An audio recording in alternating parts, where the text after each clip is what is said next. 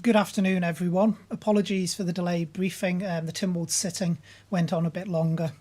Today's briefing takes place on International Nurses Day, and so today our focus is all about nursing. The 12th of May 2020 is the 200th anniversary of the birth of Florence Nightingale, someone who earned her fame as a frontline nurse in the Crimean War and is revered as the founder of modern nursing. She helped professionalise the role of nurses and set the early standards that we recognise today.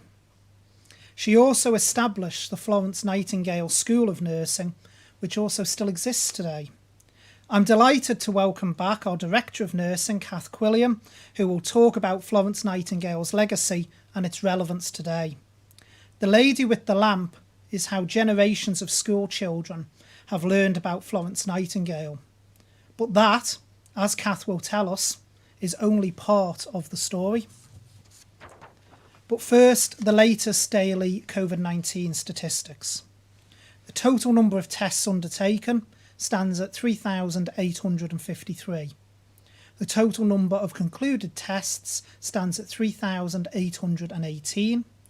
The number of outstanding test results is therefore 35. The total number of confirmed cases now stands at 331. That means there has been one new case since yesterday's update, and there are now 36 active cases. The history book's portrayal of Florence Nightingale moving among injured men in the field hospital got me thinking about the stereotypical images of nurses. Traditionally, we see them as devoted professionals with a great capacity to care for others, kind and patient. These qualities are important, whatever the circumstances, but it's worth reflecting on how the public perception of nurses has changed over the course of the last few months.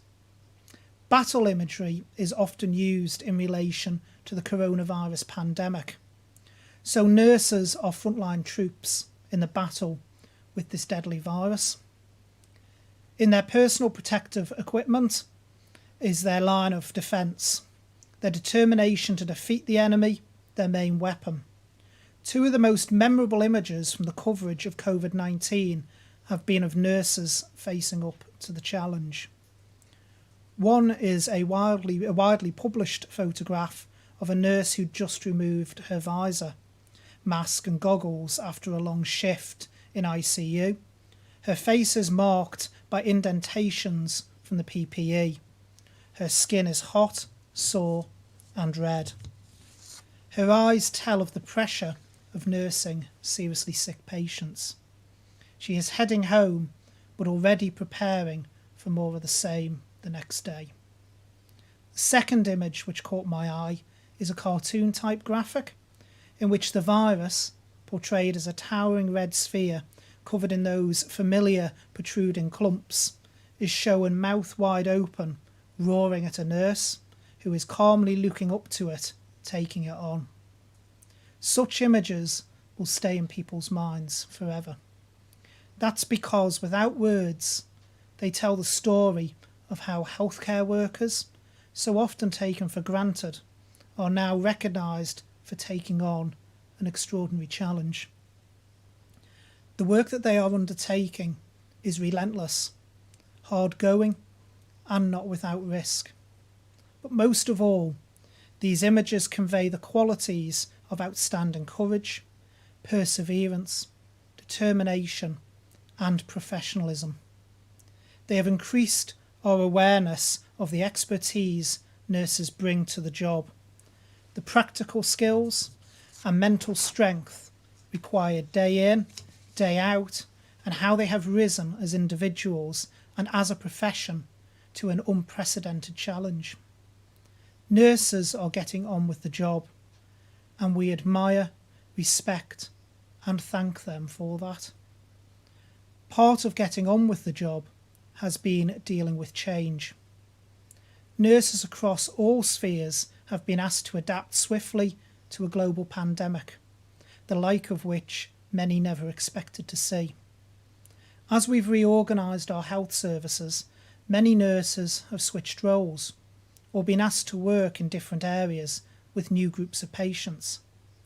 They've changed their working patterns, become part of new teams, found new ways of doing things, and in some cases taken on new responsibilities in less than ideal circumstances.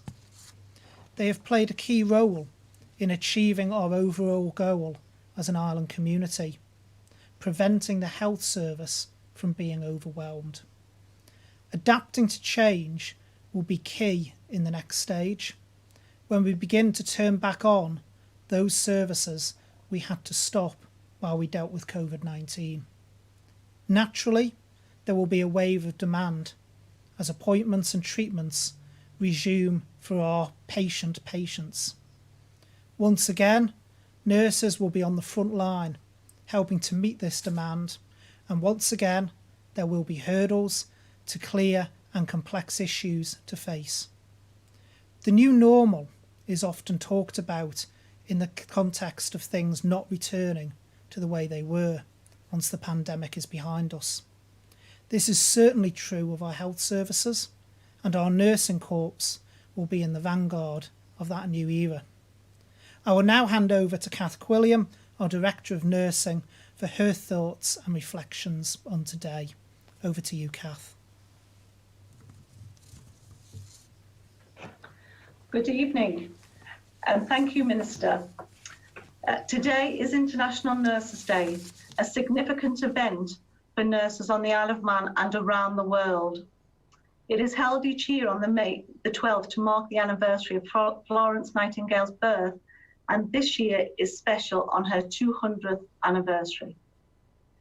The founder of modern nursing, Florence Nightingale, has been the inspiration for generations of nurses over 2 centuries, and she remains so today. I want to dwell for a few moments on her legacy because it has a fascinating relevance for the profession today, and as we deal with the global health emergency. Commitment, compassion and care for patients were the essence of nursing when Florence tended the wounded soldiers in the Crimea in the mid-1850s. These qualities haven't changed and are displayed daily by our nurses in the health and care system. But Florence was much more than the lady with the lamp, as she's often portrayed. She was a serious academic who used her intellect and fierce sense of justice to bring about far-reaching reforms to the health system in the UK, saving countless civilian lives.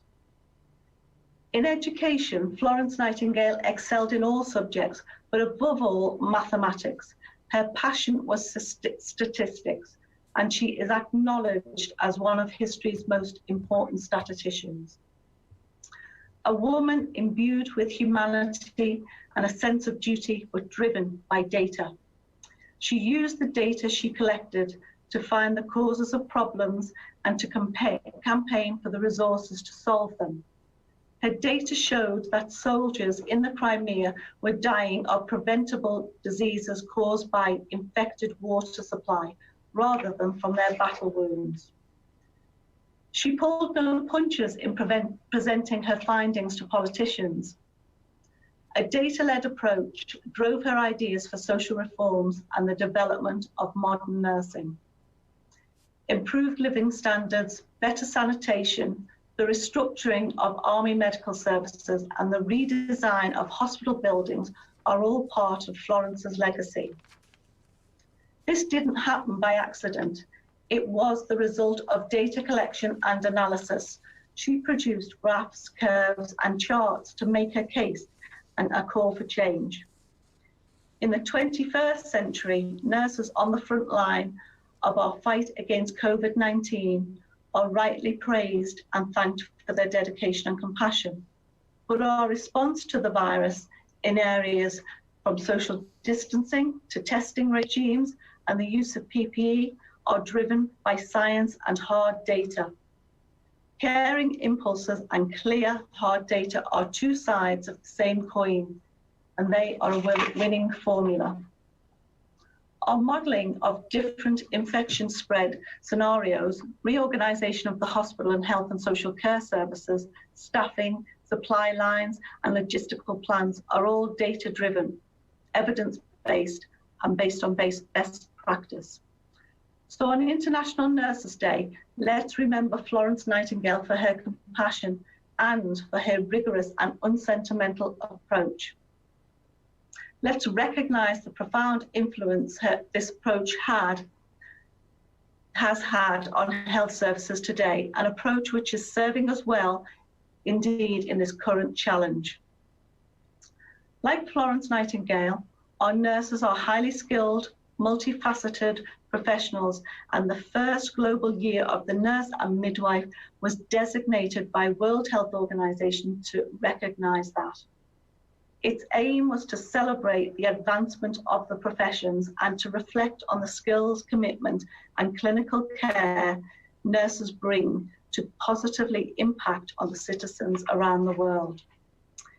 It was hoped that the year would raise the profile of nursing and midwifery, increasing levels of interdependence in many spheres of nursing, and highlight the diversity of the roles, especially to young people considering future career options. This, we hoped, would encourage recruitment and retention across all areas of nursing and midwifery. Nurses and midwives make up the largest number of health and social care workers. It was to be their year in the spotlight, a chance to showcase talents and expertise and a morale boost. We have done all this and more. Not in the way we intended, of course. A calendar of events carefully put together by a group of dedicated nurses and midwives who believe passionately in the cause have all but been abandoned. Our plans did include conferences, workshops, school and college visits, a family fun day, a TT-themed competition, an awards ceremony, and a nurses' lamplight walk. Most, but not all of these, have been postponed. Some we hope can still happen later in the year, but we do not look back. There could be no great sense of disappointment among nurses and midwives.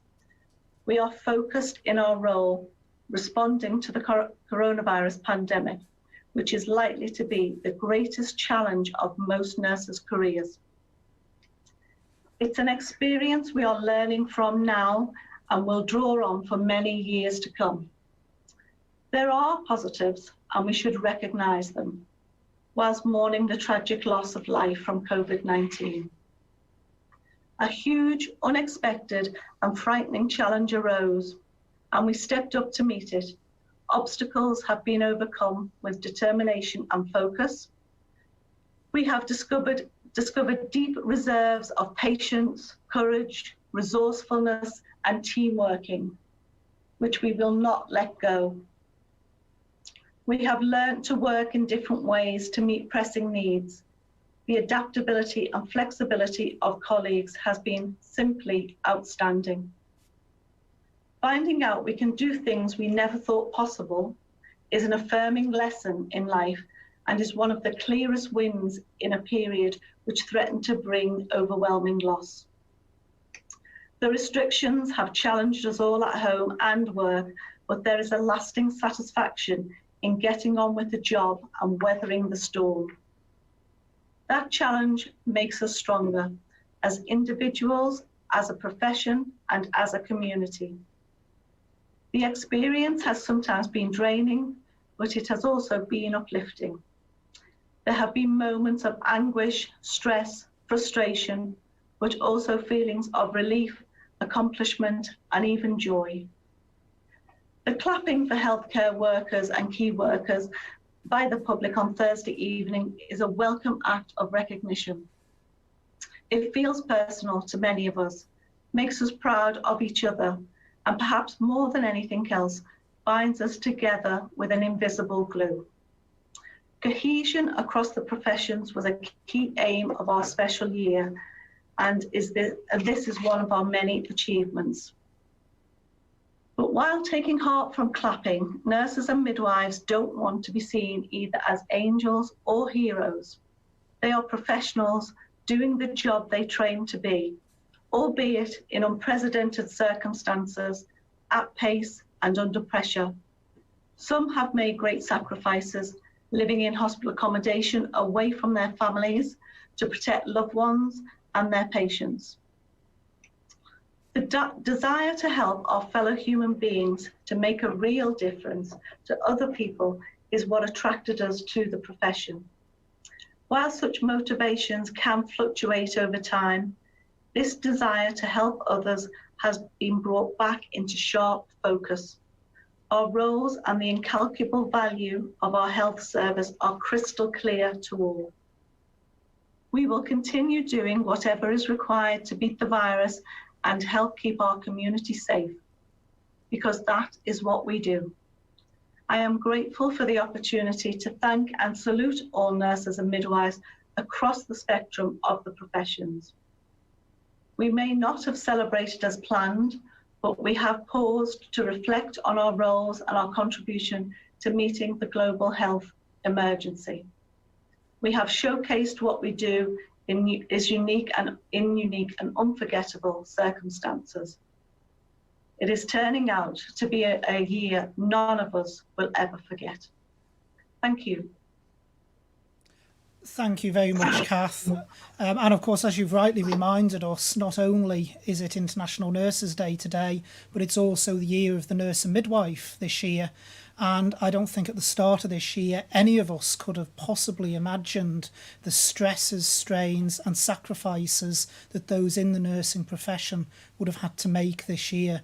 As you mentioned, you know, they've got families as well that they worry about themselves as well as their jobs. So I just want to echo everything you've said and say an absolutely massive thank you to all of our staff across health and social care, whatever their role may be, but in particular the nurses who really are our front line, both defence and offensive against this virus. Thank you so much for everything that you are doing and will continue to do. We'll turn now to questions from the media, and first up I have Sam from Isle of Man Newspapers. Good evening, Mr. I was wondering if we could start with, as we're talking about nurses, just as the health community starts to reopen again in terms of elective surgery and that sort of matters, how are things going to be integrated to move away from what is the current setup into that in terms of releasing nurses and doctors into other roles within the healthcare system again? Well, I'll bring Kath in for anything she might want to say in a minute, but basically, being frank, it's going to be a balancing act. We've got to bring services online steadily. I think, as I've mentioned before, we can't go from having a service shut to suddenly having that service fully operational again. The staff that we've been using in the fight against COVID-19 are the same staff we need to run those services.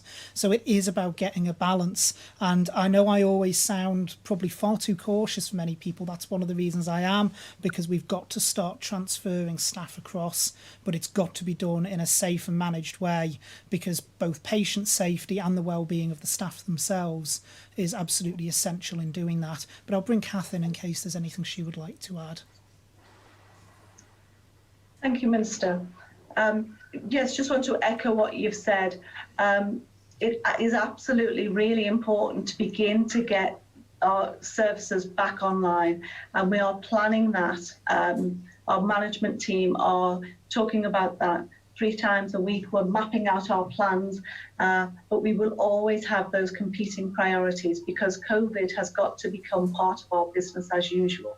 But yes, the message from me is that it is really important that we do begin to get services back online for those patients who require that care. And I think the other thing I'd add as well, Sam, just before you move to your second question, is of course with health and social care, services don't operate in isolation either.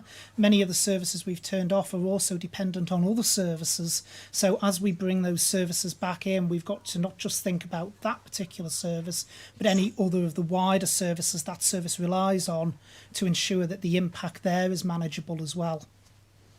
And your second question, Sam? Yes, this afternoon the Chief Minister was asked about Abbottzwood, and he referred to an independent party investigating, but then he referred to investigations as opposed to a single one. Will the department be undertaking its own investigations into the events at Abbottzwood, and how much of that will be possible to be made public in the long term? There is an independent investigation under the Registration and Inspections Act. I'll clarify why the Chief Minister referred to investigations in a moment. That is where an independent party has been appointed to conduct that investigation, because obviously DHSC has now had involvement in the home. So myself as Minister and the senior leadership group thought it was only right that we allow an independent party to conduct that, which is allowed under the Act, and that has been through the Attorney General's chambers for oversight. The reason the Chief Minister referred to investigations is obviously the safeguarding issues involved as well, and we have a separate safeguarding board on the Isle of Man, and there will obviously be investigations from the safeguarding side as well. So that's why the Chief Minister referred to investigations rather than investigation, because of the way it's split across the different bodies. In terms of public, sorry, I nearly forgot about that. In relation to R&I investigations, my understanding is they generally are made public. So personally, I would expect the end report to be made public as much as it possibly can be, but I would expect it to be a public report. Thank you. Next up, I have Tim from Manx Radio. Fastamai, good evening, Minister. Just still on Abbottzwood, I know 7 patients were transferred out today and there's more to come tomorrow. And I know it's down to the lease, but we've had a few of the families of people still there on today. One described his mum being as scared stiff this morning about being moved out, and another describing it disgraceful to treat people in their older years this way. Are you happy with this situation as it is? It's the best you can offer. Tim, I'm far from happy with the situation. I think, as I stated yesterday, the ideal solution would have been to keep the residents precisely where they were, but we were unable, as I mentioned yesterday, to agree a lease with the building, with the owners. We can't operate out of a building without a valid lease in place and agreement over certain works that needed to take place as well, which also had not come to a satisfactory conclusion. So we had to make the choice that in terms of our duty of care to those residents, they needed to be moved. The absolute ideal solution would have been to leave them where they are. It is deeply unsettling. Abbottzwood is those residents' homes, and many will have been there for quite a long time. So it will be unsettling for them to move. And in an ideal situation, we wouldn't have had to, but we got to the point where the department believed that in order to actually comply with our duty of care to them, that was the solution that we had to go down. And we've seen today and the past couple of days new cases in Wuhan, 100 new cases in South Korea in the nightclub area. Germany, new cases have nearly tripled today. So we know the dangers of easing the lockdown, but we're in a unique situation in some ways with relatively low numbers. And I'm interested in the comment now, we've got to live with it. But is it possible that we could try now a policy of eradicating COVID-19 on the island? Or is that just impossible? I'm thinking that would then lead to the economy being revived, and obviously that helps the NHS survive too. Being blunt, eradication would be a dream, but unfortunately it is a dream. This is a virus, and until we've got a vaccine against it, eradication, really, to be frank, is off the table. The only way you would even possibly be able to consider eradicating it on the island is if you locked everyone up for 21 days to make absolutely sure not only have they got over the incubation period but over the virus itself, and you shut the borders completely so nobody came in or out of the island. That would be the only way you would ever guarantee a complete eradication. So nothing in, nothing out, and that complete and utter lockdown with nobody moving for 21 days. That's not practical. With a virus, there is going to be low levels of it in one way or another. And you've mentioned there about what they've seen in Germany, what they've seen in Wuhan slightly, although that's a bit lower, and South Korea. This is why I do always sound like a broken record. It's very easy to slip into complacency mode. It's very easy to see us as bumbling along the bottom of that graph that keeps being shown of getting one case here, one case there. But I have to emphasise again, the reason we're in that position is because of the actions and the steps that have been taken. It's not luck, it's not chance. That is what has allowed us to be in this situation. So what we need to do is ensure that anything we do, we introduce changes gradually, we pause, we reflect, we looked at the impact of those changes, and then we move forward to the next step. And I know that's frustrating, and some people feel we're not moving fast enough, but it is the only way we can ensure that we don't end up in the situation of a second wave. Tim? And can I just say chapeau to all the nurses as well on this day? Most definitely. And next I've got Rob at 3FM. Good evening, Minister. Both my questions are for Kath, please. Certainly. First one, Rob, for Kath. Hi, Kath. First off, once again, from all of us at 3FM, a massive thank you to yourself and all our island nurses for the extraordinary work that they're doing at this time.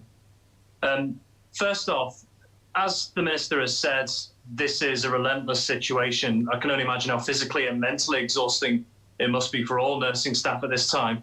I think this has come up in the past, but now that we're however many weeks into it, what sort of physical and mental support's available for nurses if they need it, if they feel sometimes that they could be feeling the strain of just a sheer amount of work that they have to go through? Yes, we've done a number of things. Obviously, we've got our own occupational health department, but we've got a health and wellbeing service, which we've relaunched. We're advertising that. I've introduced 2 new matron posts. That was at the end of March. And the matrons are doing a lot of work on a daily basis, literally going around the hospital in particular, speaking to nurses, making sure that they're, getting refreshments and food. We've also made sure that they've got rest and comfort rooms in each area. So all sorts of different things, but we're very well aware that, the welfare of our staff is paramount. We've also just, initially we did put an embargo on all annual leave, but we've actually just last week said people can begin to take some annual leave if they want to take some rest. So yeah, it's one of our priorities, absolutely. Thank you very much. My second question, you mentioned when you spoke before a little bit about education. Given the amount of unique and unprecedented circumstances that nurses are facing with the likes of redeployments and different procedures, how do you think this will affect the way nurses are trained on Ireland in the future? Well, as you know, we've had nurse training for a long time, and I've actually got the students back into their placements because we did suspend student nurse training for about 6 weeks, I think. Well, maybe it was a bit less than that. But we have started them back into student nurse training on the 1st of May. I thought that was really important for planning long term. I have to say we've got excellent education facilities on the island, and what this has shown us is that some of our practitioners are absolutely excellent teachers in their specialist area, and we do need to harness that going forward. So I do think it's going to make educating our staff much easier. Thank you very much. Excellent. And next up, I've got Simon at Business 365 magazine. Good evening, Minister. If I could put my first question to you, please. Dealing with the crisis full on has certainly been difficult and is one thing, but unravelling from it is going to be another. This is going to be obviously a very difficult time for government, as it's proving already in the UK.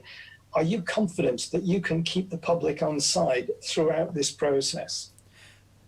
I think we can. I mean, there is obviously frustrations out there, but I think what's important is communication, just as we're doing now with these press conferences.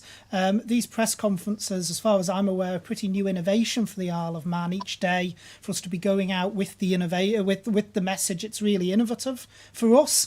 And I think it's important and an opportunity for you guys in the media as well to question directly the ministers such as myself on what the latest thinking is and where we are going, and having that ability to challenge, because we are in exceptional times. It is going to be difficult to unravel. I think I stated at this podium last week that actually shutting things down is easy.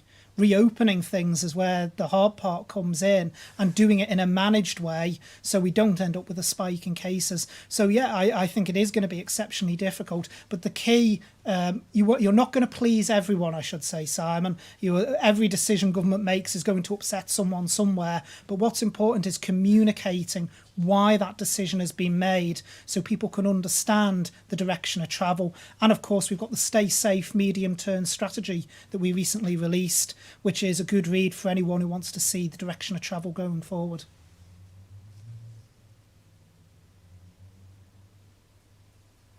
To Abbottzwood, what is the future for it as a nursing home? Is there a possibility sometime in the future it could have its license renewed and be back on stream, or is this the end of the road, really? So I can't speculate on that, Simon. There's investigations ongoing.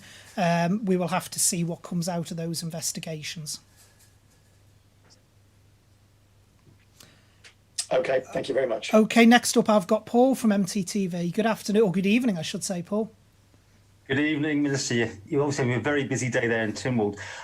This morning I was down at Abbottzwood watching the first patients, residents as they'd like to be called, being moved, and I was struck by the dedication of the staff who were generally moved to tears, I think, some cases, as they saw what they saw as almost their friends being taken away, and they felt really, down on the whole thing. You sort of chastised me yesterday saying you wouldn't be doing things in the media, you want to make sure they knew themselves. I'm talking about relatives before anybody else. So it's interesting, I've got a letter, an official letter here which says, and I'll quote, "We learned about the Department of Health and Social Security's decision to move our residents out of Abbottzwood via a press release on Saturday afternoon. Neither we nor our staff were given advance notice of this decision." Your comments, please. I assume that is from the owners of Abbottzwood, then, the way you've just portrayed it. In relation to that, all I can say at this stage is that there have been constant conference calls between the Department of Health and Social Care and also the legal representatives of Abbottzwood. That communication has been continuous and ongoing, and that's the only comment I can make at this point. Sorry, so you're not confirming or denying what I've just said? There's independent investigations going on, Paul, and I've got to be very careful what I actually say while we've got investigations running with the home. What I can confirm is there has been continuous communication between DHSC and the legal representatives of Abbottzwood over the various measures that have been taken. Because at the end of the letter they say they've lodged an appeal to the suspension of the registration and will be challenging the DHSC's actions. Is that what you're referring to? No, which is they're perfectly entitled to do. That provision is there in the legislation that if a licence is suspended, people quite rightly can challenge that suspension, and they are perfectly entitled legally to do so. Thank you. Okay, so then next up I've got Josh from ITV. Thank you, Minister. Following on with Abbottzwood, can you just go into a bit more detail into why the department couldn't agree on the lease that was put before you?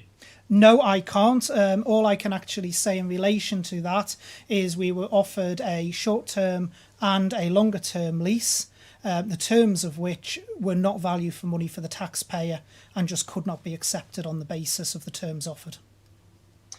Okay, and in regards to the investigation, is there any kind of timeline, any idea of an end date on that at all?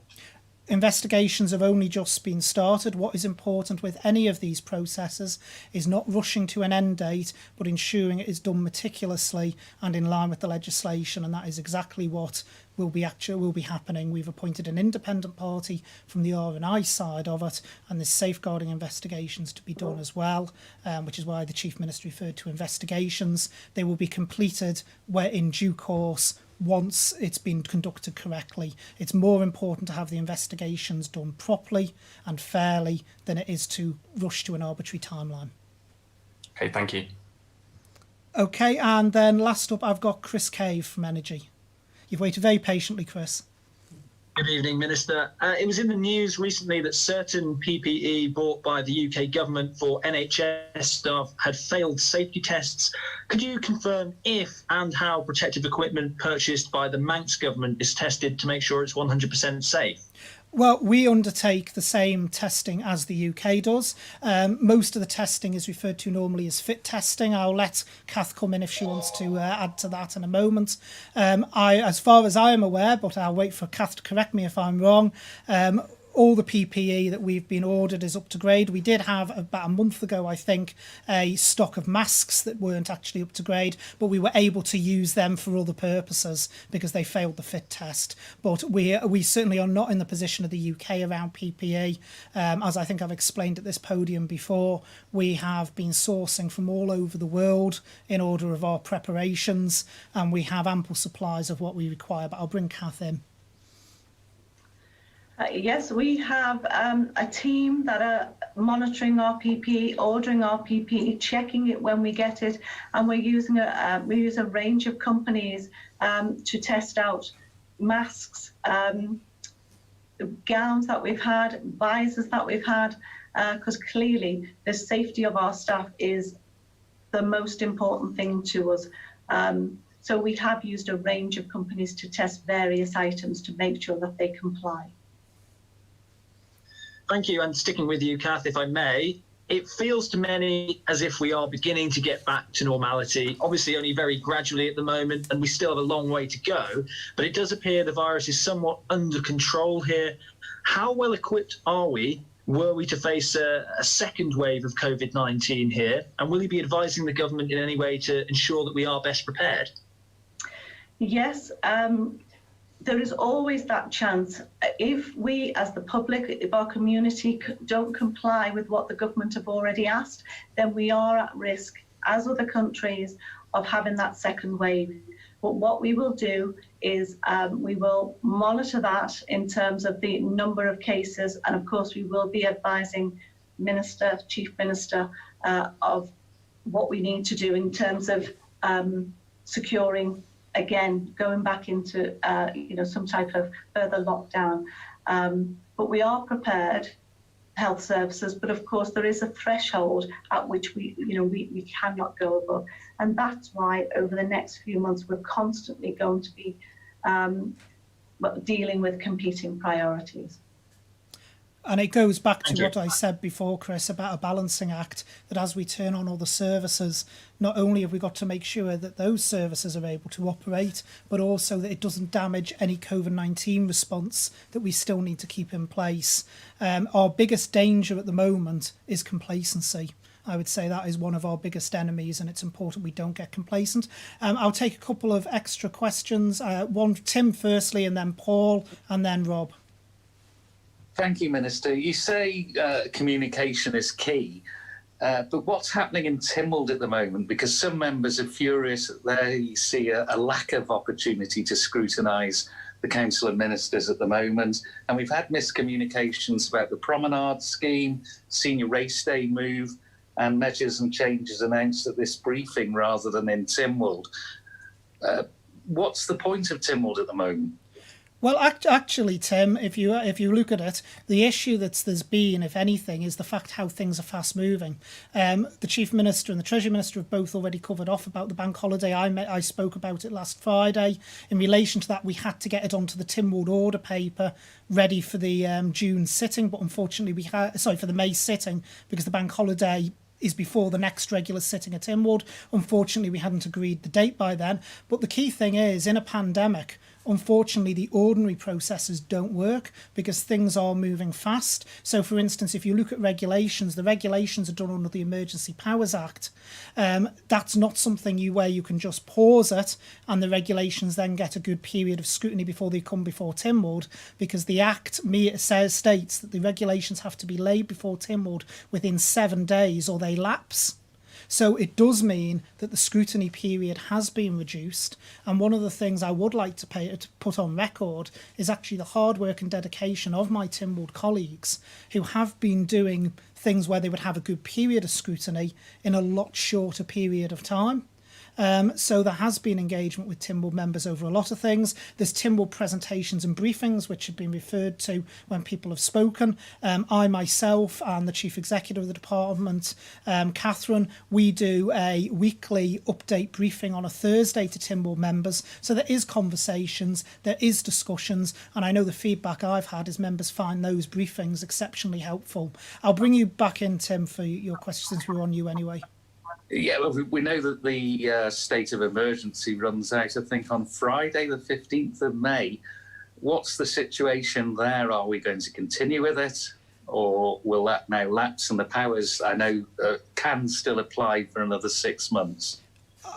Well, first of all, the powers can apply for another 6 months if Tynwald approves them to continue. I need to be very clear on that.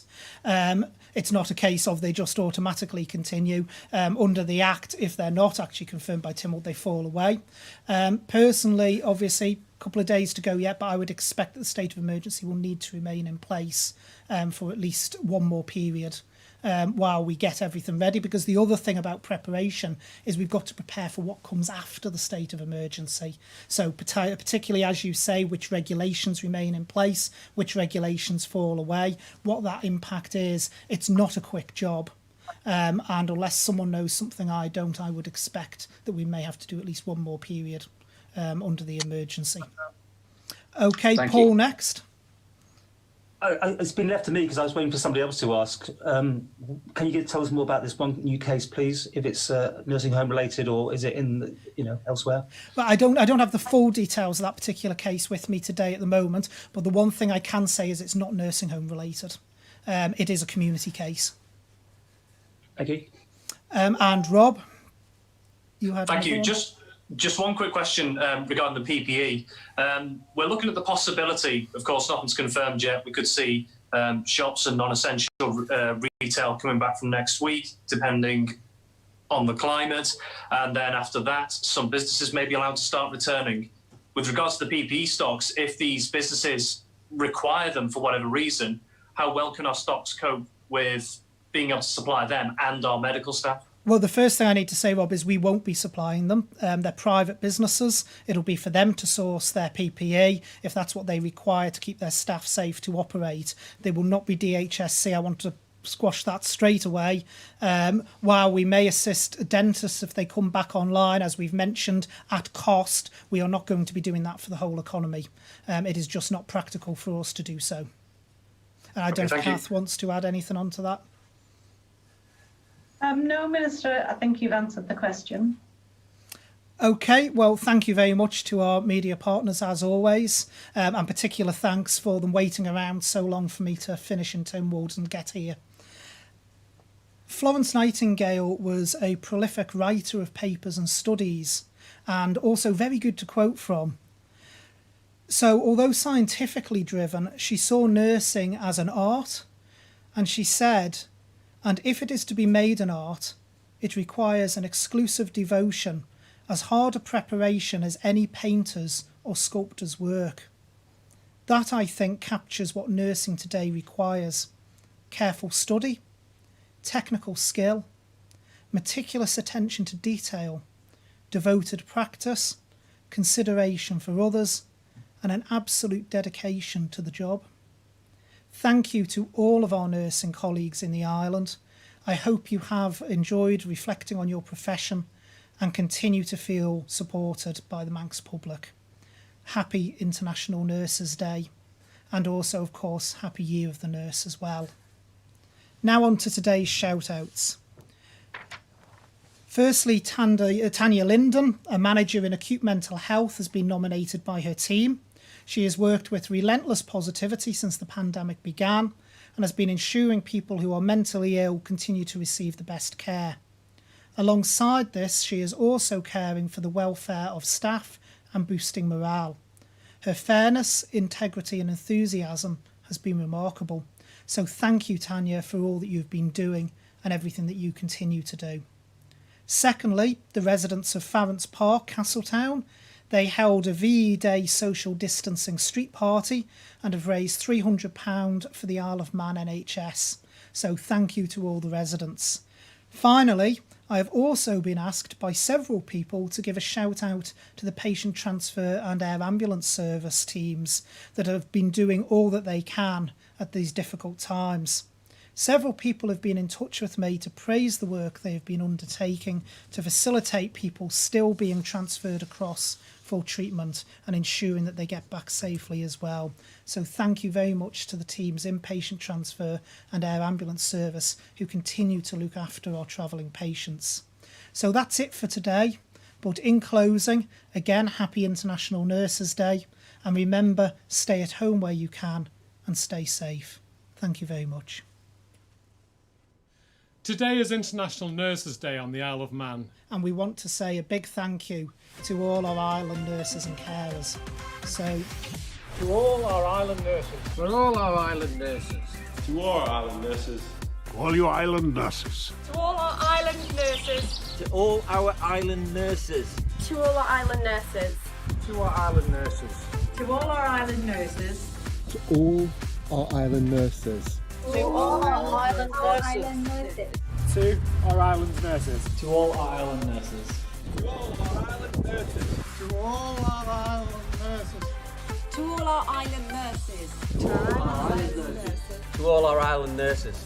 To our island nurses and frontline service staff. To all of our island nurses. Thank you. Thank you. Thank you. Thank you. Thank you. Thank you. Wharf and Kirkmichael. Service. Thank you. Thank you. Thank you very much. Thank you.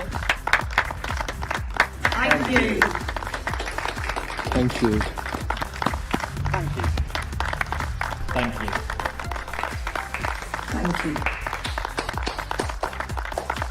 Thank you. Thank you. Thank you. Thank you to our nurses and our carers. Thank you so much. Thank you.